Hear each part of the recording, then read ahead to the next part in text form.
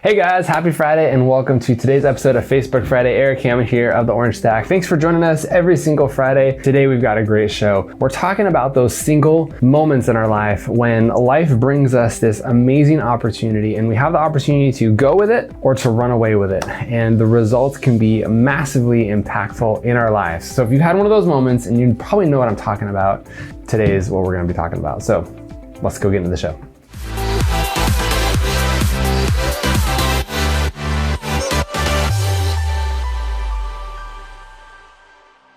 Hey guys, welcome back. Thanks again for being here every single Friday morning. I'm Erik of the Orange Stack. We are the marketing agency that helps you tell your story, attract your clients, and really do more with the marketing tools and strategies that you have available at your fingertips today. So I want to tell you a little story to kind of pre-frame where we're going with today's journey. First off, I got into real estate about 10 years ago, and it was something that I chased because of that dang TV show, Flip This House. I know plenty of you have seen that show. It was on some channel back in the day, I can't remember. And I remember used to binge watching these shows, right? And these people would make tons of money in real estate. They'd go flip this $200,000 house and make like $50,000, $60,000. And I'm like, awesome. Like, who doesn't want to make a ton of money in real estate and then be able to just retire when they're 30 and never have to work again? So that was the dream that I was chasing. And I realized quickly that it was something that I really enjoyed. I had a construction background, and many of you heard this story, so I'm not going to go into super great detail. But what happened is my wife and I, we moved to Utah because houses were a lot more affordable out there, and I knew the real estate market had just gone through the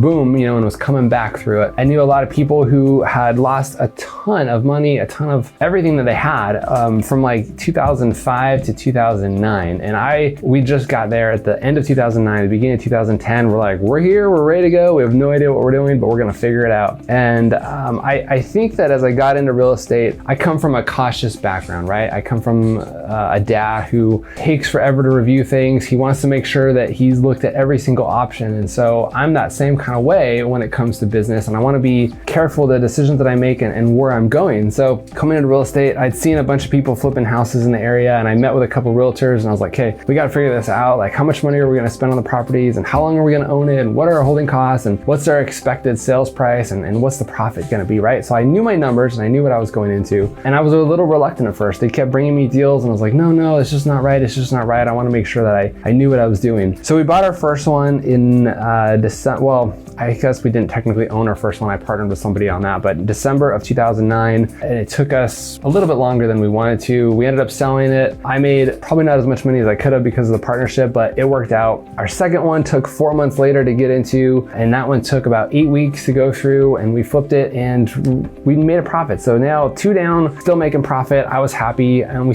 kept starting to ramp this up more and more and more. We got to the point where we were doing 3 or 4 at a time, and it just became this amazing roller coaster of emotion and events and everything that was going on, right? So positive, yes. And I was looking at each opportunity going, okay, when is this going to break? When are we going to have issues? And I was kind of expecting the worst to happen, but it didn't. And it kept going and it kept working out. So that was like buy and sell quickly, right? You own it for a few weeks, you make as many repairs to it as you possibly can, you sell it, and hopefully you make a profit and walk away and you're done, you move on to the next one. So it's like one and done type things. Later, we got into the part where we were owning rental properties. We'd buy it, we'd fix it up a little bit, and we'd hold it for a long period of time. Like the plan was 10, 20, 30 years. And I remember coming across all these opportunities, and my mind kept going back to that, like, what's gonna happen? What's gonna go wrong here? Like, what am I not seeing? Is there something that I'm missing? Like, I wanna be aware of this, right? Because if I lost money, like, business is out. Like, you can't keep going if you don't have money to buy houses. So that was kind of what was going on, basically from 2010 to 2013. And over the course of that time, there was dozens, if not hundreds of opportunities that I missed. And now, looking back 7 years, 8 years later, it's interesting to see the people that I was around who was saying yes to everything, right? They're just like, I bring in the deals, I'll do as many as I possibly can. Even if I break even, like, we're still moving forward and still making momentum. What happened to me is we had a couple of hiccups along the way. We weren't doing as many as we possibly could. Our crews started getting jobs other places because we weren't keeping them as busy, and we lost that momentum. We went from going from 3 or 4 properties time to one every other month to one every couple, maybe 5 or 6 months when we got into owning rental properties. Again, some weeks were massive where I was buying 2 or 3 at a time during a week. And then, people would bring me more properties, and I had the money to do it. I just was like, I don't know, I'm hesitant to do it, and I missed out on opportunities. And that's kind of the pre-framing of the story that I want to get into today, is that life's gonna bring us opportunities, right? Life's gonna show us these moments and says, okay, here's the deck of cards, pick one, and really have the opportunity to pick as many as you want to. And I guess what I'm getting at is that when you have an opportunity brought to you, squeeze that opportunity for every moment that you've got. When I look back and think about the opportunities that I missed in real estate along the way, it probably equaled millions and millions of dollars of lost opportunities. Every rental property that I bought probably made us somewhere along the lines of $10,000 to $50,000 over the course that I've owned it so far.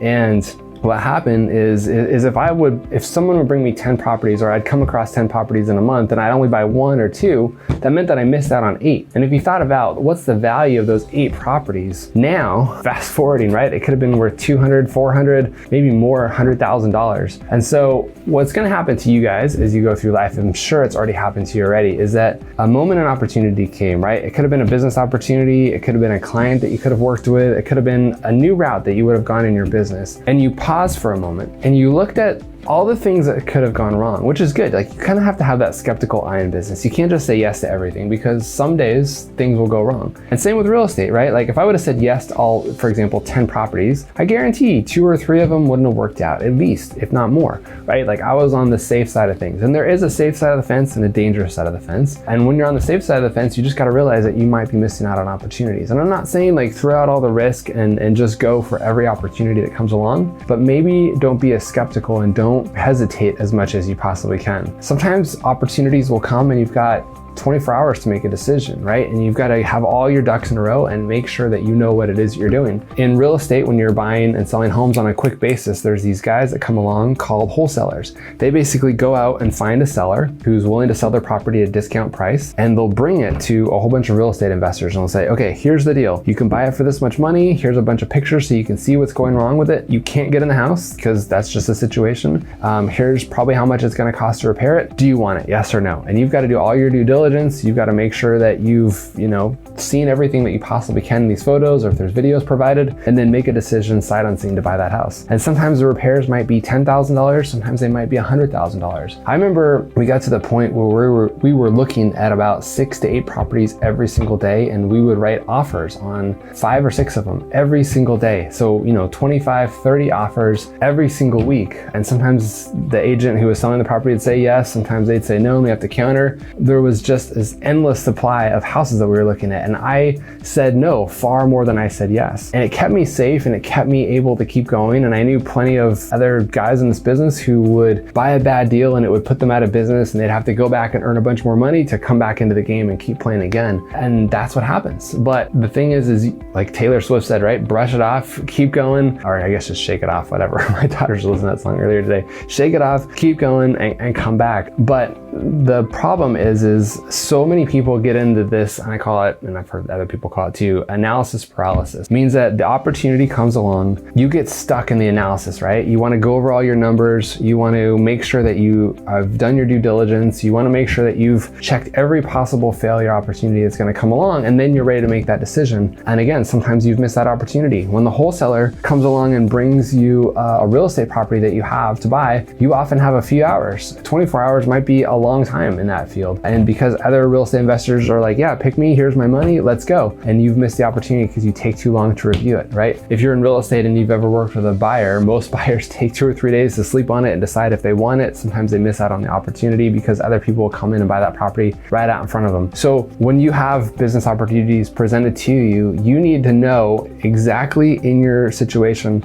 is this a yes or is this a no? And if it is a yes, how do I know it's a yes? And what are the key indicators that are going to make it a yes? If you have a decision to make, you need to understand, is this a good investment? What's the ROI that I can expect from it? What are the key points that I need to look at as due diligence? Do I need to look at the past results? Do I need to look at the future potential? Do I need to look at the partners that are involved in it? Do I need to see how much resources this is going to take for my business? What do you need to look at? And then you need to go through this checklist and say, okay, yes, yes, yes, that's a no. Yes, yes, yes. Okay, let's go. This is good enough, right? And you need to know when to say no. It doesn't mean that you need to say yes to everything. You just need to have your checklist. For me, when we were in real estate, I would go through a house and I would say, okay, if it met these numbers and I knew that I could sell it in 30 days and I can make at least this much profit based on the sales price, it was a yes. Let's just say that number was 20% of the sales price, right? If I could make that much money, it was a yes. If it was 19%, it was a no. Like, I just knew exactly in the sand where that number was. And again, moving forward, like if I would have changed that number to 15%, there would have been a lot more opportunities for me, but it also maybe would have gotten me stuck a few times, or things would have gone south, right? Maybe the cost of repairs would have been more than I would have anticipated. When you're not going through a house and not looking at it and doing a home inspection and seeing all the issues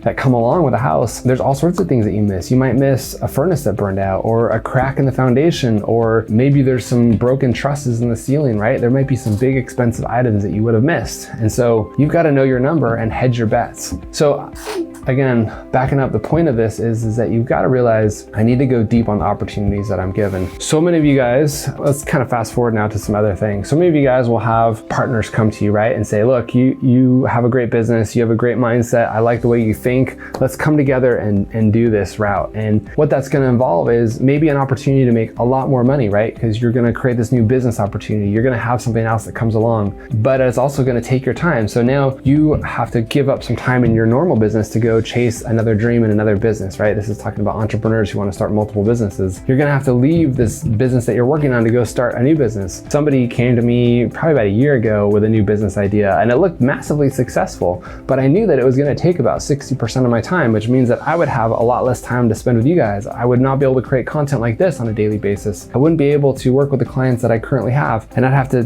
put that on hold for a bit, or have other people from my team run it, which wouldn't go as well as me doing it. Different video content for you. But then I could go chase this other dream, and would it work out? I don't know. There's a risk there. Maybe it fell apart. Maybe the partner that I was going to go with would have abandoned it halfway through and we would have lost all our money. Maybe the idea and the concept wouldn't have worked out as well, right? So you've got to decide, is it worth the risk of time, of money invested? And if it does go south, can I rebound and come back and build my business again where I am today? But the bigger picture here is that you have these one-off opportunities. You might only have one. There might be one opportunity in this life for you to go big or go home. And if you go home and you don't go big, you've got to be okay with that decision. And if you go into it, you've got to be okay with the fact that this may be the biggest thing that's ever going to happen to you in your business, or else it could fall apart and wreck you. And then you've got to figure out how you're going to come back from that. I think to look at this kind of in another perspective besides business, right? So look at sports. I'm terrible at sports analogies, but my wife and I follow college football a lot right now. We're watching Oregon Ducks. My wife's from Eugene and loves Oregon Ducks, and it's fun to see that team because they were amazing several years ago, one of the best teams on the West Coast, and then they struggled for a few years, lost all their momentum, just struggled like crazy, and now they're starting to come back. They're getting to be a better team again. They're still not great, but they're coming back, and it's fun to see some of the players who are on this team, right? This is, they got drafted from high school to a college team. A lot of them have amazing opportunities to play for great teams, right? Whether it's the Ducks or some other college team. And I mean, you see these high school kids who are 18 years old coming out of high school and getting to play starting line as a quarterback or, a receiver or something like that, and just having these amazing, unique opportunities, right? Like, how many high schools in the United States are there? Probably 30,000 high schools right now. How many college teams? I'm just talking football right now, but how many college football teams are there right now? Not that many, less than 100 for sure, right? So to get drafted from a high school with thousands of kids to be picked up by a college football team that's the 1% of the 1%, and then being able to play first string, right? And be able to be put in at the right moment and take that team to where it needs to be. That could be the biggest moment that player ever has. They may never make it to the professional football, right? The NFL. That might be the biggest moment that they ever had. They weren't even paid in their career to be the most amazing person on the football team that they could have been. And that might be the peak of their life. And then after that, it's just like, what are you gonna do with the rest of your life, right? Do you become a lawyer? Do you become an engineer or an architect? Or, I'm not laughing at that. I'm just saying, like, do you go the school route and get educated and get a job, and knowing that football was your dream and you chase this your entire life, and that was the peak of your whole entire opportunity, was to become the quarterback of a college football team, or the receiver who scored all the touchdowns of a college team. And that was your peak, and you didn't even make a penny from it. You were just in the limelight for just a moment. Guys, take advantage of these moments, right? There might be a moment right now where your business is just insanely successful, massively profitable. You're the unique 1% of the 1%. What are you doing with this moment of fame? Are you building up your brand as a person so that, think about that quarterback, right? If he would have, or she, I guess he, I was gonna say she, if he would have built the brand around his name and who he is and take all those opportunities, not knowing that the no for the NFL is coming, he's taken that moment and can run with it. And what's he gonna do with his name? What kind of sponsorships can he get? What kind of coaching opportunities could he have? Is there any book deals that he could write? Is there any sponsorships that he can have with other affiliates? What's the opportunity that he has in that moment? Once you get that no, and the NFL rejects you, or whatever your business is rejects you, you've lost all the opportunity, all the moment that you once had, okay? So when I was selling real estate here in San Diego full-time, our team became number 3 in the county. And it was such an epic event for us. We, as a team collectively, had more sales than 99.999% of the real estate agents in this area. And it was great to be in that top tier, right? And have that recognition. I know we didn't take advantage of it. We could have been introduced to other business opportunities. We could have expanded across the United States in different categories. We could have written book opportunities and coached people on how to do it better, but we didn't. We just focused on what we did. And this isn't like a regret speech of saying, I wish I would have, or I wish we could have. It's more of just saying, like, when you have those moments where you're at that peak situation, take advantage of it. Use every moment that you have in this life to run with the opportunities that we have. Let me kind of shift directions here for a second. Right now, there's a massive opportunity in technology, right? If you look around, if you look around this room right now, it's incredible the opportunities that exist. Right now, we're literally streaming live to Facebook, which is incredible in the fact that there's a free platform out there that exists for anybody, just like me or you or anybody, who can plug in their camera and stream anywhere in the world to 2 billion people for free. We have the opportunity to carry, where's my phone, technology in our pocket. Like, everything that you'll ever want to know is on this phone. Like, that's available. And I wouldn't say for free, but you obviously have to buy the phone and you have to pay for your internet and your data plan, but virtually free. You have the opportunity to get your message out there to the world for free. Like, these technologies and these programs and these resources and like this device didn't exist a decade ago. Isn't that insane? Like, I had a great grandma who lived to be 102 or 4 years old. I can't remember. I think it was 102. And she was amazing. Like, at the end of her life, she started forgetting a lot of stuff, but she basically lived from like 1890 to like 1992 or 1993, somewhere in there. She saw the invent of the car, the airplane, not this phone, but the phone.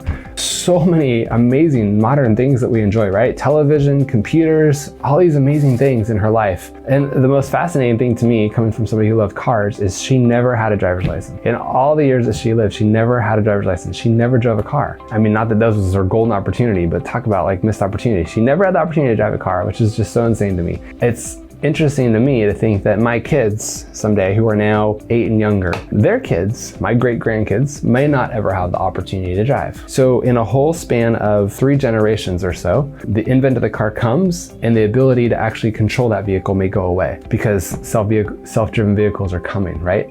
So again, you have these opportunities right now to take advantage of them. The technology, the resources, the software, the communication tools that the world has provided to you. Take advantage of them, use them, run with them, expose yourself, your business to the possibilities that are out there. I taught a class yesterday to a bunch of real estate agents, and I hope none of them get offended by what I'm gonna say, but I basically taught them 5 scripts that you can use in real estate to get your message out there. It's about introducing who you are to your community. It's about teaching them about how much you know about real estate in a passive way. It's about showing the connections that you have with other contractors in this business. And at the end of it, I invited them to take out their cell phone. I had a tripod, I had a mic and everything for them. I gave them the script, and all I had to do was stand in front of the tripod and basically introduce themselves so that we could create an introduction video for them, so that they had no excuse of not being able to create some piece of content that day and get it out there. And out of the whole group of people, not a single one of them was comfortable enough to stand in front of a camera in front of their peers and record something that they were going to distribute on their own channels. And again, no fault of theirs. I'm I'm not them. I have no idea where they are. Maybe they're terrified of the camera. I'm just saying that there was an opportunity for them to reach a new audience, to put themselves out there, to communicate with the world in a different way than they probably had before. And they didn't take it. And that's the missed opportunity that we have. Guys, someone's gonna come to you someday and offer you something. There's gonna be a moment in your life where your business has an opportunity to be number one, where you can shine, where you can take the right in the fork versus the left and move up the mountain and get further in life and in business than you ever thought before. Whatever that hypothetical situation that's gonna come to you someday is, take it. And if you don't take it,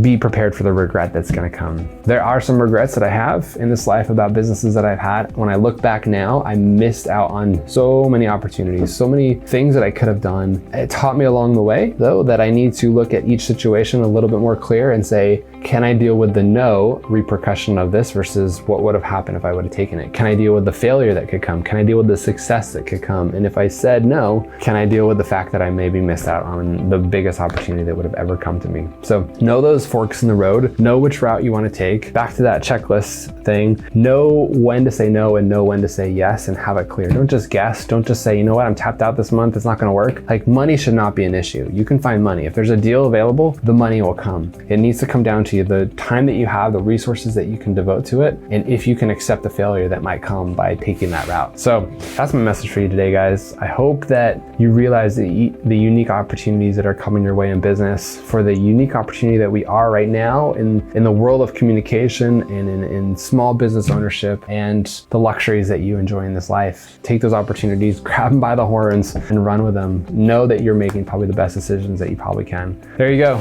Squeeze life's lemons and enjoy the outcome that comes from it. Guys, I appreciate you being here every single week. The last thing I'll leave you with as we wrap this up is our masterclass. If you haven't heard about it, is starting in 11 days from today. 11 days. If you're watching this post October 1st, you've already missed it. It's October 1st, it's starting up. Check out our masterclass, which is basically, you can go to the URL, TOS, which is the orange stack, tosuniversity.com/masterclass. I'll put a link in the description on Facebook here so you guys can check it out, but it's basically our free masterclass. It's coming up on October 1st and teaching you guys how to run your business with systems, with automation, how to grow your marketing team and do more with the business that you guys have. So guys, thanks for being here every single week. I appreciate you. Happy Friday. Hope you have a fantastic weekend and life gives you the lemons that you're looking to squeeze. All right, thanks guys. See you next week.